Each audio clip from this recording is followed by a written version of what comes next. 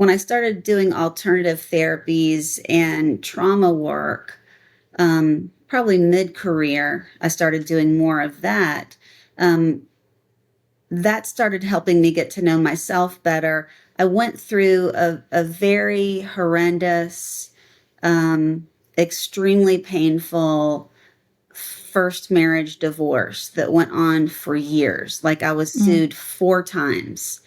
And, Wow. the threat of my son being taken away, and not to mention the really intense loss of my very best friend who I'd known since I was 12 years old, and we had such a great life together and created this wonderful son, and he relapsed, and I was the devil. And so it took me, Mm. and I mean, he thought I was the devil. I really wasn't the devil. Did I act like the Mhm. devil to out of reaction? Of course, because nobody's going to take my child. but Mhm.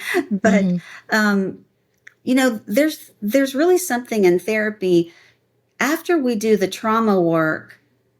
It's not like everything's going to be better. Like trauma's here, grief is here. Grief keeps bubbling up and kind of triggering trauma if we don't go down here. It took me several years to figure that out. And when I started learning more about grief, I learned about ambiguous loss. And I was like, okay, well, I don't have ambiguous loss. Like ambiguous loss is like someone died, someone disappears in a fire or an explosion or in war, and there's no body recovered, that kind of thing. Mm.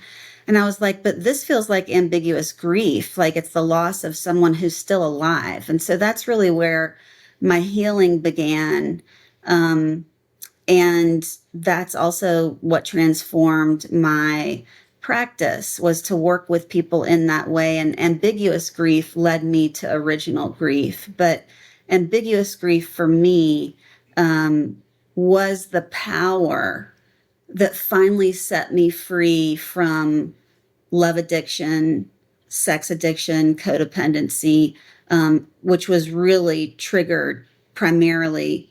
Obviously, it was born in my childhood, but it was triggered and brought alive from the loss of my first husband.